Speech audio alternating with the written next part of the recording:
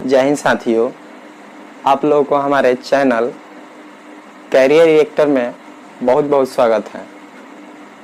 आप लोग अगर हमारे चैनल पे नए आए हैं तो हमारे चैनल को सब्सक्राइब करें और बेल के आइकन को ऑन कर लें ताकि हम जब भी अपने यूट्यूब चैनल पे कोई भी वीडियो अपलोड करें तो आप लोगों को जल्द से जल्द हमारे वीडियो का नोटिफिकेशन प्राप्त हो सके। और हमारे इस चैनल पे अपलोडेड वीडियो को ज़्यादा से ज़्यादा शेयर करें ताकि आप लोगों के दोस्तों को भी इस चैनल के बारे में पता चल सके और हमारे चैनल से वो लोग भी जुड़ सकें। पिछले वाले वीडियो में हम लोग संख्या के बारे में पढ़ चुके हैं और संख्या के कुछ प्रकार के बारे में भी पढ़ चुके हैं। आज हम लोग संख्या के अगले प्रकार के बारे में पढ़ेंगे और जानेंगे कि इसका अगला प्रकार जो है क्या होता है। तो देखिए, सबसे पहले इसमें हम लोग आज के वीडियो में पढ़ेंगे परिमेय संख्या। देखिए, परिमेय संख्या किसे कहा जाता है और अपरिमेय संख्या किसे कहा जाता है। इसमें हम लोग परिमेय और अपरिमेय के बारे में पढ़ेंगे। ये जो है 10th में 3 नंबर का क्वेश्चन इसी परिमेय और अपरिमेय संख्या से आता है। तो इसलिए बच्चों आप लोग इसको थोड़ा ध्यान से पढ़िएगा क्योंकि ये बहुत ज़्यादा इम्पोर्टेंट होने वाला है। देखिए, अगर आप संख्या के बारे में नहीं पढ़े हैं तो आप पिछले वाले वीडियो में जाकर आप देख सकते हैं वीडियो को और उसमें समझ सकते हैं कि संख्या के बारे में हम क्या क्या उस वीडियो में पढ़ाए हैं। तो आइए हम लोग इसमें देखते हैं। सबसे पहले देखिए, यहाँ पे ये जो है परिमेय संख्या। देखिए, परिमेय संख्या किसे कहा जाता है। कह रहा है कि वैसी संख्या जिन्हें p/q के रूप में लिखा जा सके जहाँ p और q कोई पूर्णांक हो तथा q बराबर नॉट इक्वल टू 0 हो। जैसे मान लीजिए कोई संख्या दिया हो, जैसे 6/3 दिया है। जैसे ये ऊपर वाले जो है p का मान होता है और नीचे वाले q का मान। यहाँ पे 6/3 इसलिए लिखा गया है क्योंकि यहाँ पे बोला है कि ये जो है क्या होना चाहिए, पूर्णांक संख्या होना चाहिए। तो पूर्णांक संख्या यहाँ पे हम लोग कुछ भी ले सकते हैं, जो भी पूर्णांक संख्याएं होती है उसको यहाँ पे लिया जा सकता है। अब देखिए, यहाँ पे कह रहा है कि q का मान जो है 0 के बराबर नहीं होना चाहिए, यानी जो नीचे मान दिया रहेगा वो 0 के बराबर नहीं होना चाहिए। देखिए, इसी परिमेय संख्या का एक और परिभाषा होता है। इसमें बोल रहा है कि वैसी संख्या जिसका वर्ग एक परिपूर्ण वर्ग हो उसे हम लोग परिमेय संख्या कहते हैं। परिपूर्ण वर्ग का मतलब होता है कि किसी संख्या का अगर स्क्वायर आप कर रहे हैं तो किसी संख्या का वर्ग आना चाहिए। जैसे मान लीजिए कि अगर आप 2 का स्क्वायर करते हैं तो 2 का स्क्वायर जो है 4 है, तो ये 4 जो है यही परिपूर्ण वर्ग है। अगर मान लीजिए आप किसी संख्या का 6 है, जैसे मान लीजिए कोई संख्या 6 है और 6 का हम लोग स्क्वायर करते हैं तो इसका स्क्वायर जो है क्या आता है, 36 आता है। तो यहाँ पे ये जो 36 है ये एक परिपूर्ण वर्ग है। तो हम लोग इसी को कहते हैं कि ये क्या है, परिपूर्ण वर्ग है। तो देखिए, यहाँ पे इसमें आंसर में लिखा गया है कि वैसी संख्या जिसका वर्ग एक परिपूर्ण वर्ग हो। तो जिसका वर्ग एक परिपूर्ण वर्ग होता है उसको हम लोग परिमेय संख्या कहते हैं। देखिए, यहाँ पे ये परिमेय संख्या दिया हुआ है, जैसे 2/4, यानी यहाँ पे अगर हम लोग देखते हैं तो p का मान 2 हो जाएगा, q का मान 4 हो जाएगा। और यहाँ पे देखिए 3/5, यानी p का मान 3 और q का मान 5 हो जाएगा। यहाँ पे भी दोनों कंडीशन सही है। अब देखिए, अगर आपको इस तरह नहीं, ऊपर वाले से नहीं समझ में आ रहा है तो हम लोग नीचे वाले परिभाषा से इसको समझते हैं। देखिए, यहाँ पे कह रहा है कि वैसी संख्या जिसका वर्ग एक परिपूर्ण वर्ग हो, यानी स्क्वायर करने पर किसी न किसी संख्या का वर्ग आना चाहिए। तो यहाँ पे इसको हम लोग वर्ग करके देखते हैं कि ये किसी संख्या का परिपूर्ण वर्ग आ रहा है कि नहीं आ रहा। अगर ये परिपूर्ण वर्ग आ जाएगा तो हम लोग कह देंगे कि ये परिमेय संख्या है।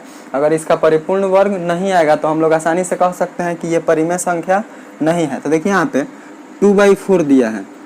जैसे मान लीजिए कि 2/4 है तो 2/4 इसका हम लोग स्क्वायर करते हैं तो ऊपर वाले 2 है तो 2 का स्क्वायर कीजिएगा तो 4 और 4 का स्क्वायर करते हैं तो 16। तो देखिए, यहाँ पे ये 4 भी 2 का स्क्वायर होता है और 16 भी कितने का स्क्वायर होता है, 4 का स्क्वायर होता है। यानी यहाँ पे हम लोग स्पष्ट देख सकते हैं कि ये 4/16 जो है दोनों क्या है, परिपूर्ण वर्ग है। इसी कारण हम लोग ये 2/4 को क्या बोल सकते हैं कि ये 2/4 जो है परिमेय संख्या है। चलिए, इसके बाद हम लोग दूसरा देखते हैं।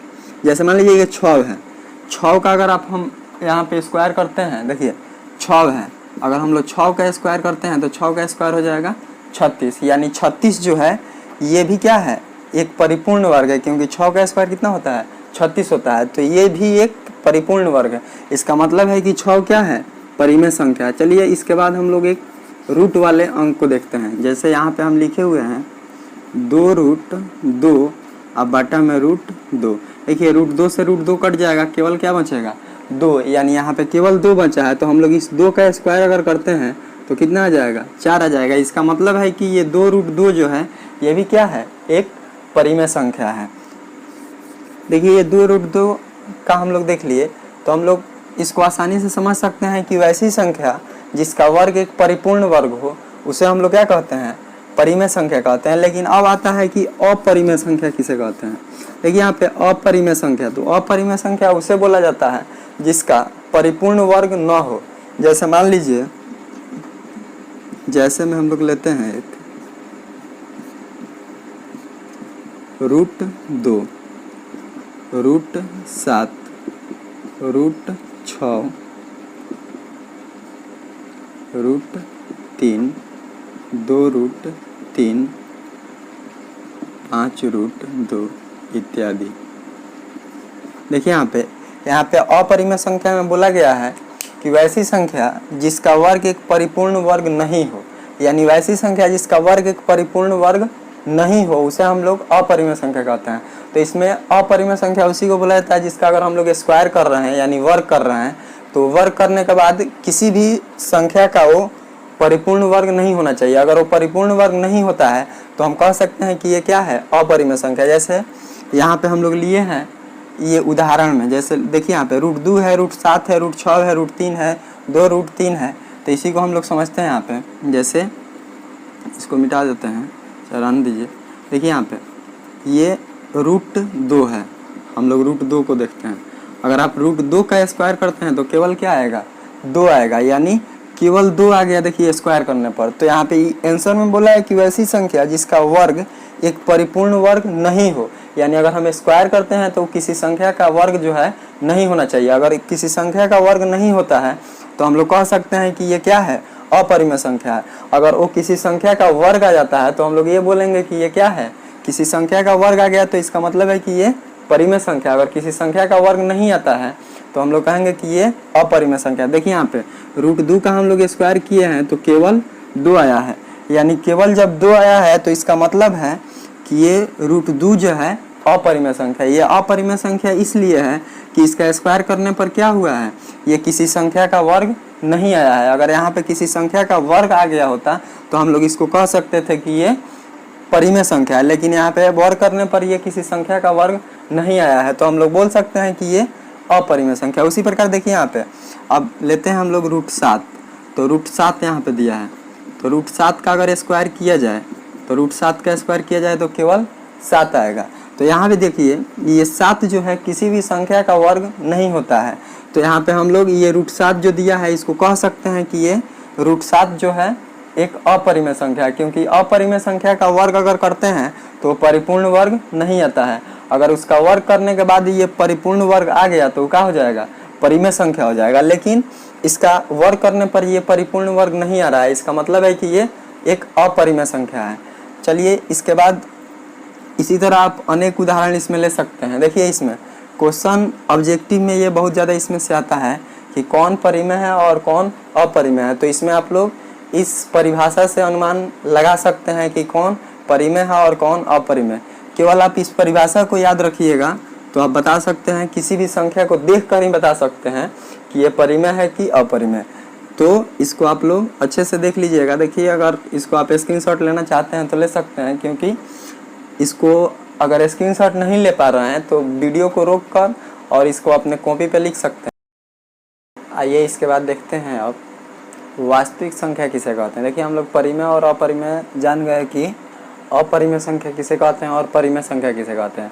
अब हम लोग जानेंगे कि वास्तविक संख्या किसे कहते हैं। देखिए ये परिमेय और अपरिमेय से ही वास्तविक संख्या जो है बनता है। तो हम लोग इसी में इस वीडियो में जो है वास्तविक संख्या के बारे में जानेंगे कि वास्तविक संख्या किसे कहते हैं, वास्तविक संख्या कैसी होती है, वास्तविक संख्या में कौन कौन से संख्या आते हैं। देखिए यहाँ पे सबसे पहले वास्तविक संख्या किसे कहते हैं। ये कह रहा है कि परिमेय और अपरिमेय संख्याओं के संग्रह से बने संख्या को वास्तविक संख्या कहते हैं। देखिए इसमें परिमेय और अपरिमेय संख्या के संग्रह से, संग्रह का मतलब होता है कि दोनों को मिलाने पर बनता है। तो इसमें दोनों को अगर एक में मिलाया जाता है तब जो संख्या बनता है उसी को हम लोग वास्तविक संख्या कहते हैं। देखिए वास्तविक संख्या में परिमेय संख्या और अपरिमेय संख्या दोनों संख्याएं होती है। तो इसमें हम लोग समझने की कोशिश करते हैं कि परिमेय और अपरिमेय दोनों संख्या इसमें कैसे है।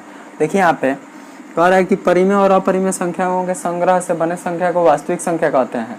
यहाँ पे जैसे में दिया हुआ है 2√7, यानी यहाँ पे हम लोग देखते हैं, देखिए 2 है और √7 है। तो अभी हम लोग पढ़े हुए हैं कि जिसका वर्ग अगर परिपूर्ण वर्ग आ जाता है तो उसको हम लोग बोलते हैं ये क्या है, परिमेय संख्या, और जिसका वर्ग परिपूर्ण वर्ग नहीं आता है उसको हम लोग अपरिमेय बोलते हैं। तो अगर हम लोग 2 का स्क्वायर करते हैं तो 4 और √7 का स्क्वायर करते हैं तो केवल क्या हो जाएगा, 7 हो जाएगा। इसका मतलब है कि ये देखिए 4 जो है 2 का तो स्क्वायर होता है, लेकिन 7 जो है किसी भी संख्या का स्क्वायर नहीं होता है। तो यहाँ पे अगर देखा जाए तो ये 2 जो है एक परिमेय संख्या है और √7 जो है एक अपरिमेय संख्या है। तो यहाँ पे एक परिमेय संख्या और एक अपरिमेय संख्या है, इसी कारण हम लोग इसको क्या बोलेंगे, वास्तविक संख्या। यानी वास्तविक संख्या में एक परिमेय संख्या होता है और एक अपरिमेय संख्या होता है। फिर दूसरा उदाहरण देखिए, उसी प्रकार सेम टू सेम है 2√3, यानी 2 का स्क्वायर अगर हम करते हैं तो 4 और 3 का स्क्वायर √3 का स्क्वायर करेंगे तो केवल 3। तो देखिए यहाँ पर भी ये 4 2 का होता है स्क्वायर और 3 जो है किसी भी संख्या का स्क्वायर नहीं होता है। इसी कारण हम लोग इसको भी बोल सकते हैं कि ये क्या है, वास्तविक संख्या है, क्योंकि 2 एक परिमेय संख्या और √3 जो है एक अपरिमेय संख्या है, क्योंकि इसमें अपरिमेय और परिमेय दोनों संख्या मिला हुआ है। इसी कारण हम लोग इसको बोल रहे हैं कि ये वास्तविक संख्या। अगर मान लीजिए यहाँ पे केवल 2 रहता तो हम लोग इसको नहीं बोल सकते थे कि ये वास्तविक संख्या है। ये क्या हो जाता, जब केवल 2 रहता तो ये परिमेय संख्या हो जाता। देखिए उसी प्रकार यहाँ पे √5 है, तो √5 जो है दिया हुआ है, √5 मान लीजिए यहाँ पे कुछ भी नहीं तो क्या है, 1 है, तो √5 जो है एक वास्तविक संख्या ही है। अगर यहाँ पे 1 है, 1 का हम लोग स्क्वायर करते हैं तो 1 होगा और √5 का स्क्वायर करते हैं तो क्या होगा, केवल 5 होगा। तो हम लोग इसी को समझ सकते हैं कि यहाँ पे 1 जो है 1 का स्क्वायर होता है, लेकिन 5 जो है किसी भी संख्या का स्क्वायर नहीं होता है। तो यहाँ पे एक क्या है, परिमेय संख्या, और √5 जो है अपरिमेय संख्या। तो इसमें भी एक परिमेय है और एक अपरिमेय है। तो इसको हम लोग बोल सकते हैं कि ये क्या है, एक वास्तविक संख्या है।